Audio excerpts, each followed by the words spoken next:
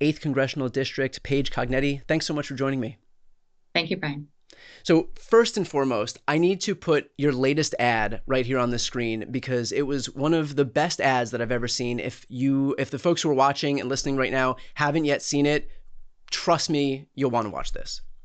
Northeastern Pennsylvania, NEPA for those who love it. Our folk heroes are the workers. People here work hard, and we stand tall. But our new congressman falls a bit short. Rob was handed the keys to a family fortune at 19. Workers here built that company. Rob sold it to foreign private equity. Rob ran for Congress on a promise to ban stock trades. This year, he's already made 600 trades. 600. Sold Chinese stocks the week of a tariff, buys missile stocks before a war, buys jet stocks before a big contract, overseas crypto, buys crypto stocks before a vote. Said he wouldn't cut Medicaid? Cut Medicaid for over 25,000 of our neighbors. Sold Medicaid provider stocks just before the vote, profiting off of Pennsylvania's loss. So people keep asking Rob, a congressman worth around $50 million with a secret helicopter, to stop trading stocks and focus on the people. Rob protests, saying, "What am I gonna do? Just leave it there and lose money and go broke?" My story, it's a little different. I met my husband at his small business. We're raising our family here, and we're proud to call NEPA home. When our mayor went to prison for corruption, the Democratic machine thought they could put in another crony. So I took on the powerful and corrupt Democrats and ran for mayor as an independent with a simple idea. The government should work as hard as the people it serves. They called it Paige against the machine. As mayor, we did things differently. We lowered costs, cleaned out the corruption, managed the finances, fought the utility companies, built pool parks. We slashed the cost of doing business, built nearly 1,000 more homes, and welcomed new businesses so everyone here has a shot at the American dream. We listened. Rob isn't brave enough to hold a single real town hall. I've held dozens in Trump country. We built a government for everyone. Rob says Scranton is not what we are. Well, Rob, I say day trading away the public trust is not who we are. So yeah, I'm running for Congress because people here deserve a lot better than a rich kid disrespecting our hard work and proud legacy. We can stand tall against a Washington that takes advantage of working people and make it work for us. People deserve a future they can believe in and a government that works as hard as they do, always. Okay, so first and foremost, I want to dig into a little bit of what the current Republican congressman in Pennsylvania's 8th Congressional District has gotten into. Can you give a little background into why he is like the perfect encapsulation of the corruption and self-dealing, self-interest that has kind of consumed Washington? So we have freshman Congressman Rob Bresnahan, who last year as a candidate wrote an op-ed about how he was going to ban stock trading. We get to Congress, he gets the job. In the first 8 months of the job, he has traded over 600 times. He's become the second most prolific stock trader in Congress. So he literally took the time to write an op-ed and get it published last year and completely flipped and has just been making money off of these stock trades. And it's not just, making sure that his portfolio looks good. He sold healthcare stocks before the big, beautiful bill vote. He sold crypto, tech, defense, all of these things in conjunction with votes that have benefited him. The one that hurts the most is dumping an Allegheny County hospital bond before cutting Medicaid. He also told people in the district throughout the campaign, and especially in the first few months of the year, "I'll never cut your Medicaid. I'll never. Literally does the exact opposite thing when he gets there. So it's the broken promises, and on the stock trades, he's literally profiting off the pain of people. Can you talk a little bit about how the bill that he voted for, the One Big Beautiful Bill, is going to impact folks in your district in particular? Because I mean, this includes Scranton. Like, it's not, you don't represent Philadelphia, right? And so this is a district that is Republican enough to have elected a Republican official who would then turn around and basically screw over those very people by doing the exact opposite of all the things he promised to do, whether it's his own self-dealing or closing down their own hospitals that they rely on, or taking away health care that they rely on. Yeah, it's really hard to listen to because he also is saying, well, this $50 billion rural health fund, it'll solve all these problems. The math just doesn't work. Right. He keeps trying to defend these cuts, trying to paper over it and, pull the wool over people's eyes. I mean, trying to cutting like $950 billion, but then replacing it with a $50 billion, like replacing it with 4% of what they stripped away.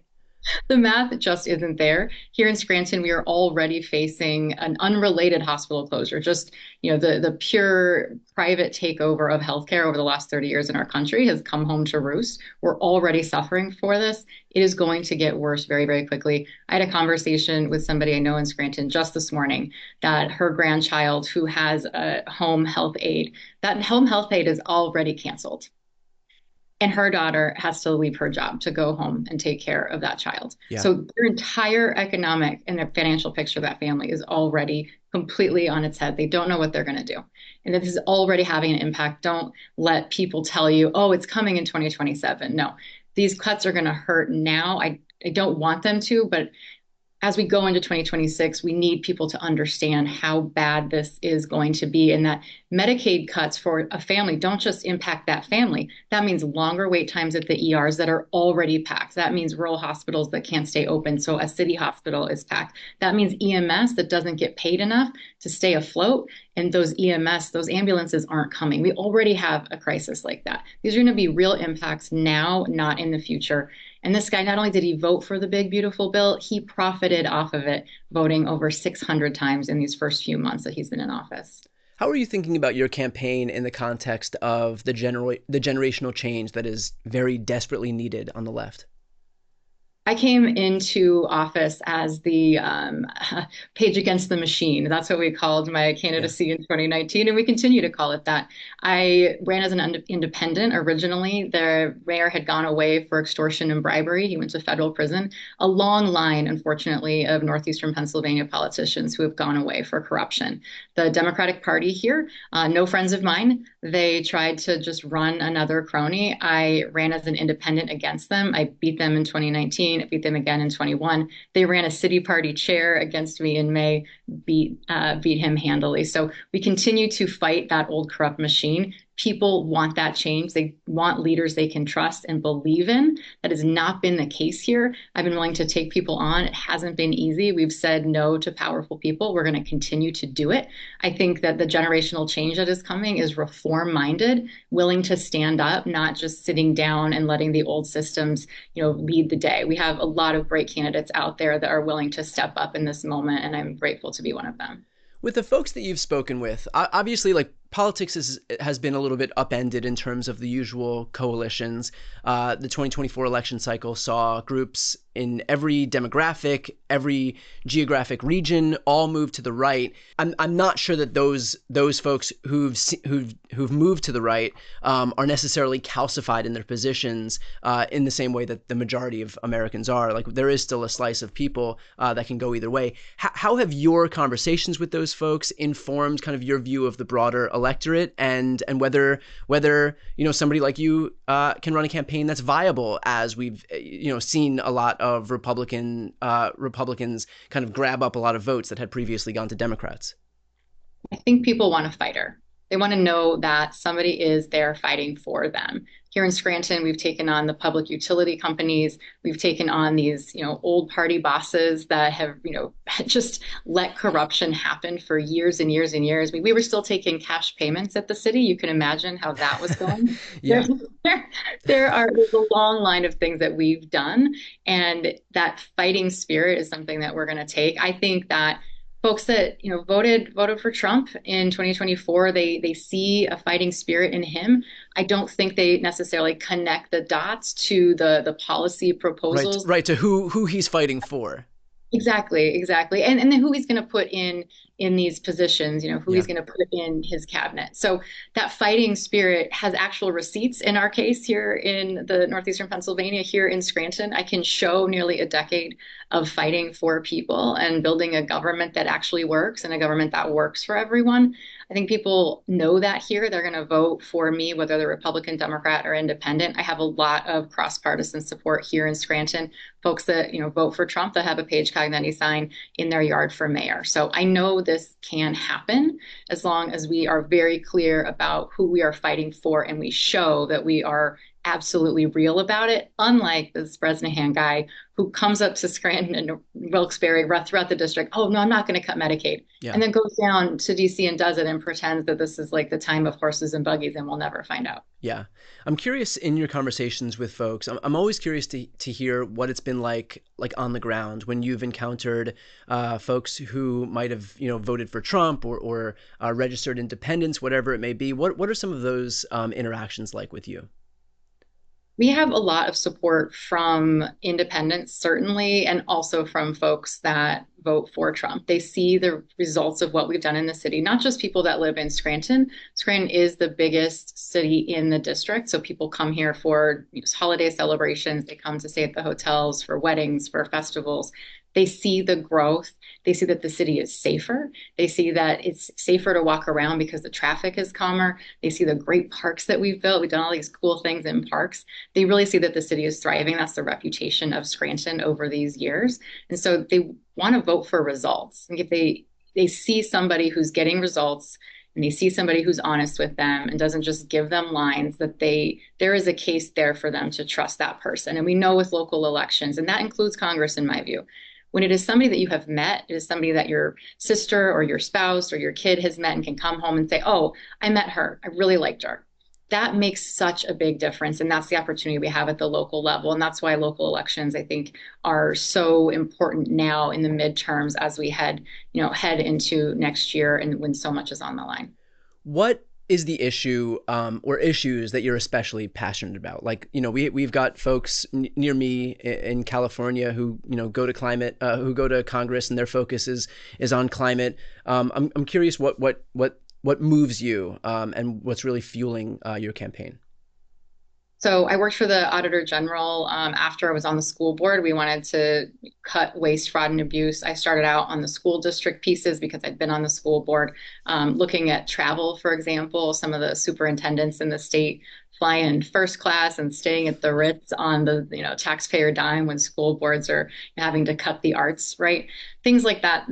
Those were democratic, cities that we were looking at. Yeah. The waste, fraud, and abuse is something that no one wants. This is not a partisan issue. I think in these last 8 months, Democrats have kind of let the Republicans take that from us in so many ways. And we don't have to make that a partisan issue. No taxpayer wants their dollars wasted. I want to be very, very focused on that. I want to make sure that we're doing to the federal government what we've been able to do in Scranton. I've been saying we've been doing Doge in Scranton with a red pen and high heels instead of a chainsaw and weird t-shirt. Yeah. And shame on me, I didn't brand it something. But we've been doing the work. We've been making government more efficient. We've been tossing out old programs and building better ones, building the technology. It's hard at the federal government, but it can be done. But it has to be done the right way. We can actually do it. I really want to dig in on that. And then the corruption piece, I'm not taking corporate PAC money, the stock ban. It's just, there's no way that you should be trading stocks in Congress. It's not begrudging wealth at all. Please go build a company. Please go hire people. Please go build, family sustaining wages and, be great for our cities. Do it. But don't then also be in Congress and trade on the votes that you're taking. Like, just pick one.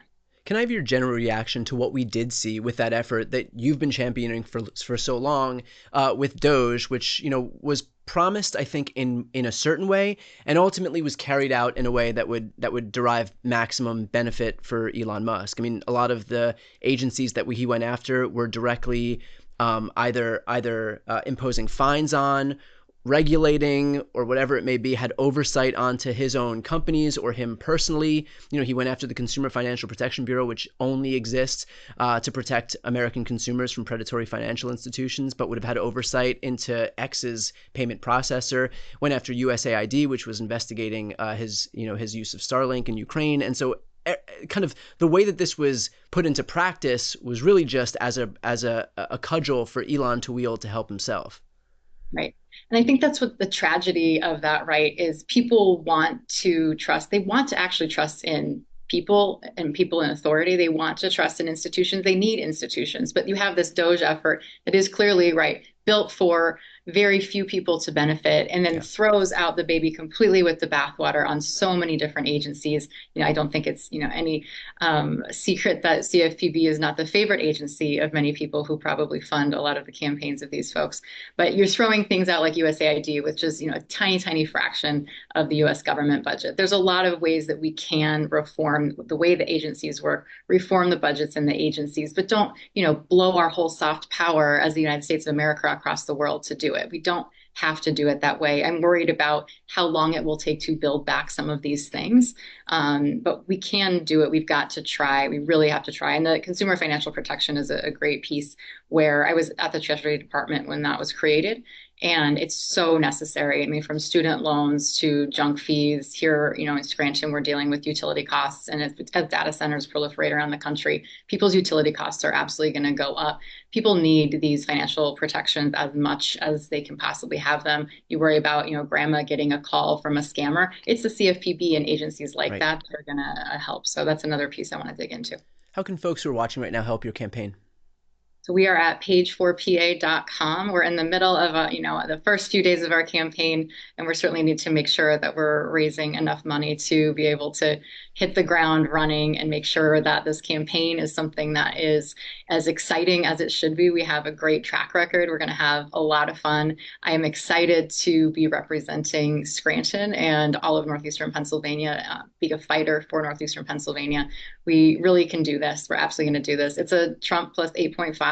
It's a steep climb, but I know we can do it. So please go to paige4pa.com and support us. Great. And we'll put that link right here on the screen and also in the post description of this video. For anybody who's watching and listening right now, this is a huge pickup opportunity. We have seen districts across the country, including just this past week in Iowa, swing 22 points to the left. So again, an R+8 district may seem like an uphill climb, but this is exactly the cycle to be able to win in. And so especially in these districts that are not so urban, your donations, your contributions go a lot further. So again, if you're considering donating right now, this would be a great opportunity to do so.